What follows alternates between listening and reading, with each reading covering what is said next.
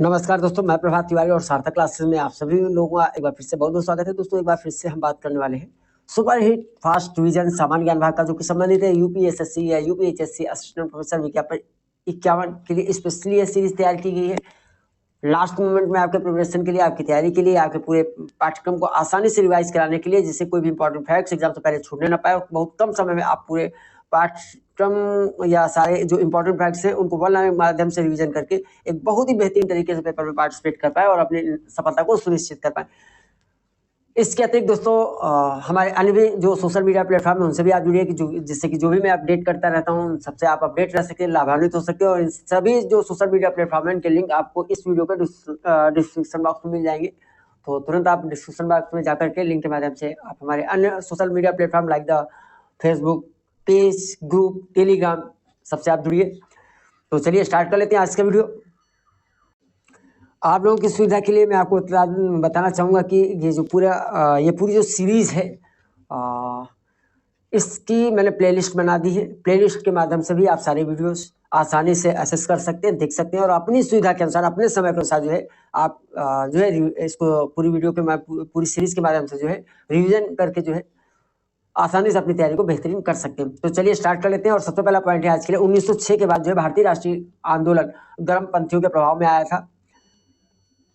अगला पॉइंट है राष्ट्रीय स्वयंसेवक संघ की स्थापना किसने की थी? तो हेडगेवार ने की थी, 1925 में की थी इसकी स्थापना। और अगला इंपॉर्टेंट पॉइंट है कि काली मिट्टी को किस अन्य नाम से भी जाना जाता है? तो काली मिट्टी का अन्य नाम जो है रायगढ़ मिट्टी भी है। इसका निर्माण जो है बेसाल्ट चट्टानों के टूटने से होता है। इसमें चूना, आयरन, एल्युमिनियम और मैग्नीशियम की बहुलता होती है। तो काफी इंपॉर्टेंट पॉइंट है। काली मिट्टी को किस नाम से जाना जाता है? रायगढ़ मिट्टी के नाम से भी जाना जाता है। और रायगढ़ मिट्टी में जो है इसका निर्माण, जो रायगढ़ मिट्टी का निर्माण है बेसाल्ट चट्टानों के टूटने से होता है। और इस रायगढ़ मिट्टी में चूना, आयरन, एल्युमिनियम और मैग्नीशियम की बहुलता होती है या बहुलता होती है। ऐसे पूंजी बाजार में जिसमें निजी निगम क्षेत्र के नए अंशों और डिवेंचरों, सरकारी कंपनियों की प्राथमिक प्रतिभूतियों या नई प्रतिभूतियों तथा सार्वजनिक क्षेत्र के ब्रांडों के निर्गमों का क्रय विक्रय किया जाता है, उसे हम प्राथमिक पूंजी बाजार के नाम से जानते हैं। किसने मुबैयान नामक पद शैली का विकास किया था? तो बाबर ने जो है मुबैयान नामक पद शैली का निर्माण किया था। किस पर्वत पर पिपली घाट दर्रा स्थित है? तो पिपली घाट दर्रा जो है अरावली पर्वत श्रेणी पर स्थित है। गोदावरी और महानदी के बीच का जो पूर्वी तटीय मैदान है उसे उत्तरी सरकार के भी नाम से जाना जाता है। तो उत्तरी सरकार के नाम से किसे जाना जाता है? गोदावरी महानदी के बीच का जो पूर्वी तटीय मैदान है। किन दो नदियों, ये देखिए किन दो नदियों के बीच का पूर्व तटीय मैदान? तो गोदावरी नदी और महानदी नदी, इसी को हम उत्तरी सरकार के नाम से जानते हैं। शिक्षण का पहला मुख्य उद्देश्य होता है कि विद्यार्थियों के वास्तविक जीवन की समस्याओं के समाधान के लिए कौशलों का विकास किया जाए। लवण नदी के नाम से किसे जाना जाता है? तो लूनी नदी को जो है लवण नदी के नाम से भी जाना जाता है। मौलिक अधिकारों में समानता, स्वतंत्रता तथा संपत्ति के अधिकार को सीमित किया गया था प्रथम संविधान संशोधन अधिनियम 1951 के द्वारा। जैविक खेती से लाभ की अगर बात करें, क्या क्या लाभ होते हैं जैविक खेती से? तो यहाँ पे लाभ देखिए, मृदा स्वास्थ्य में सुधारता, पर्यावरण प्रदूषण कम करना, पशुपालन को बढ़ावा मिलना, पानी की खपत को कम करना, उत्पादों का स्वाद एवं गुणवत्ता को बढ़ाना आदि, ये जो प्रमुख लाभ है जैविक खेती के। देखिए आपको जो इकाई 6 उसमें कृषि वगैरह सारा कुछ है, तो इसलिए काफी इंपॉर्टेंट पॉइंट्स हैं। संघ के लिए संसद होगी जो राष्ट्रपति और 2 सदनों से मिलकर बनेगी, जिसका नाम राज्यसभा और लोकसभा होगा। इसका हमें वर्णन कहाँ पे मिलता है? तो इसका वर्णन हमें मिलता है संविधान के अनुच्छेद 79 यानी 79 में। यानी जो संविधान का अनुच्छेद 79 है वो संसद से संबंधित है, जिसमें बताया गया है कि संसद जो है राष्ट्रपति और 2 सदनों से मिलकर बनेगी। यानी राष्ट्रपति प्लस लोकसभा प्लस राज्यसभा, ये मिलकर संसद का निर्माण करेंगे अनुच्छेद 79 के अनुसार। किस अनुच्छेद के अंतर्गत उच्चतम न्यायालय को भारत के सभी न्यायालयों के निर्णयों के विरुद्ध अपील सुनने का अधिकार प्राप्त है? तो अनुच्छेद 132 जो उच्चतम न्यायालय है उसको यह शक्ति देता है कि वह अन्य सभी न्यायालयों के निर्णयों के विरुद्ध जो है अपील सुने या सुन सकता है।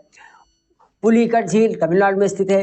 कलेक्टर की न्यायिक शक्तियां जिला न्यायाधीश को दी गई हैं भारतीय संविधान के अनुच्छेद 50 के अंतर्गत। सिंगापुर में आजाद हिंद फौज में सैनिकों को संबोधित करते हुए सुभाष चंद्र बोस जी ने कहा था कि तुम मुझे खून दो मैं तुम्हें आजादी दूंगा। देखिए ये तो काफी फेमस नारा है सुभाष चंद्र बोस जी का। तुम मुझे खून दो मैं तुम्हें आज़ादी दूंगा। लेकिन ये नारा कब उन्होंने दिया था? तो ये दिया था सिंगापुर में आज़ाद हिंद फौज में सैनिकों को संबोधित करते समय। तीन तरफ से बांग्लादेश से घिरा राज्य कौन है? त्रिपुरा। त्रिपुरा एक ऐसा राज्य जो तीनों तरफ से बांग्लादेश से घिरा हुआ है। एंड भारत के संविधान में आर्थिक न्याय का उपबंध किया गया है उद्देश्य का एवं राज्य के नीति निर्देशक तत्वों में। भारत के कुल पड़ोसी देशों की संख्या कितनी है? तो इसमें 9। भारत के जो पड़ोसी देश हैं उनकी संख्या कुल 9 है, जिनमें से 7 स्थलीय स्थल से सीमा से टच है, जबकि 2 जो है जलीय सीमा से जुड़े हुए हैं। ठीक है, अब देख लेते हैं कि स्थलीय सीमा से जो 7 जुड़े हुए देश हैं वो कौन कौन से हैं। तो वह है नेपाल, भूटान, पाकिस्तान, अफगानिस्तान, चीन, बांग्लादेश और म्यांमार। ये वो 7 देश हैं जो भारत के साथ अपनी स्थलीय सीमा साझा करते हैं। नेपाल, भूटान, पाकिस्तान, अफगानिस्तान, चीन, बांग्लादेश और म्यांमार। जबकि 2 अन्य देश जो जलीय सीमा के साथ भारत से लगे हुए हैं उनका नाम है श्रीलंका और म्यांमार, श्रीलंका और मालदीव। ठीक है, श्रीलंका और मालदीव जलीय सीमा के साथ लगे हुए भारत के साथ, जबकि नेपाल, भूटान, पाकिस्तान, अफगानिस्तान, चीन, बांग्लादेश और म्यांमार स्थलीय सीमा साझा करते हैं भारत के साथ। भारत की सबसे लंबी अंतर्राष्ट्रीय सीमा जो है बांग्लादेश के साथ है, और भारत की सबसे छोटी अंतर्राष्ट्रीय सीमा जो है अफगानिस्तान के साथ है।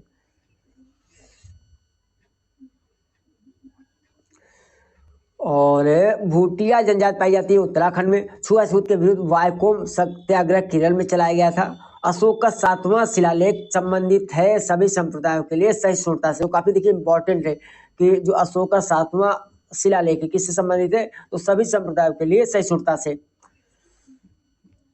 एंड आगे बढ़ते हैं। भारत के किस राज्य में जनगणना की तर्ज पर जो है महत्व की जनगणना का कार्य भी पहली बार प्रारंभ किया गया है?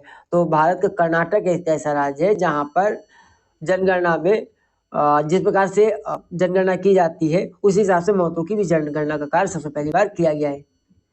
भारतीय राष्ट्रीय कांग्रेस का पहला अधिवेशन मुंबई में 1885 में हुआ था। सामान्य सा फैक्ट है। सुभाष चंद्र बोस के त्यागपत्र के बाद भारतीय राष्ट्रीय कांग्रेस का अध्यक्ष बनाया गया था राजेंद्र कुमार को। अगला है, भारत छोड़ो आंदोलन के दौरान जेल से भागकर भूमिगत गतिविधियों को संगठित किया था जयप्रकाश नारायण ने। पूना सार्वजनिक सभा का गठन किया था S.A. चिपलंकर, G.V. Joshi, M.G. Ranade इत्यादि द्वारा 1870 में पूना में।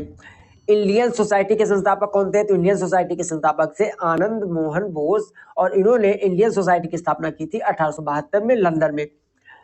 इंडियन मद्रास महाजनसभा की स्थापना हुई थी G.S. और M.V. राघवाचारी, आनंद चार्लू इत्यादि द्वारा वर्ष 1884 में, और तात्कालिक मद्रास में। किसे आधुनिक हिंदी साहित्य का पिता माना जाता है? तो भारतेंदु हरिश्चंद्र को आधुनिक हिंदी साहित्य का पिता माना जाता है। यूनेस्को द्वारा मानवता के मौखिक एवं अमूर्त विरासत की श्रेष्ठ कृत के रूप में उद्घोषित किया गया हिंदू धर्म ग्रंथ गीता को, यानी जो गीता है उसे जो है यूनेस्को द्वारा मानवता के मौखिक और अमूर्त विरासत की श्रेष्ठ कृत के रूप में उद्घोषित किया गया है। भारत ने अपना पहला एक दिवसीय अंतर्राष्ट्रीय क्रिकेट मैच कब और कहां खेला था? तो भारत ने अपना पहला एक दिवसीय अंतर्राष्ट्रीय क्रिकेट मैच लॉर्ड्स में खेला था इंग्लैंड में 1974 में, और इंग्लैंड के विरुद्ध में। वित्त आयोग के अध्यक्ष एवं सदस्यों के लिए योग्यताओं का निर्धारण संसद द्वारा किया जाता है। भारत का सबसे बड़ा बौद्ध स्तूप सांची का स्तूप है, जो कि मध्य प्रदेश के रायसेन जिले में स्थित है, और इसका निर्माण जो है सम्राट अशोक ने करवाया था। 17 दिसंबर 1927 को, कब? 17 दिसंबर 1927 को राजेंद्र लाहिड़ी को गोंडा में, 19 दिसंबर को रामप्रसाद बिस्मिल को गोरखपुर में, और अशफाक उल्लाह खां को फैजाबाद, ठाकुर रोशन सिंह को इलाहाबाद की जेल में फांसी दे दी गई थी, और ये सभी लोगों को अभियुक्त बनाया गया था काकोरी कांड में। भारत सरकार ने राष्ट्रीय सामाजिक सहायता कार्यक्रम की शुरुआत की थी 15 अगस्त 1955 को। भारत का पहला मल्टी स्पोर्ट म्यूजियम कोलकाता में स्थित है। भारत में ईसाई धर्म का आगमन किस शताब्दी में हुआ था? तो भारत में ईसाई धर्म का आगमन जो है प्रथम शताब्दी में हुआ था। इंटरनेट शब्दावली में IP का पूरा नाम इंटरनेट प्रोटोकॉल होता है।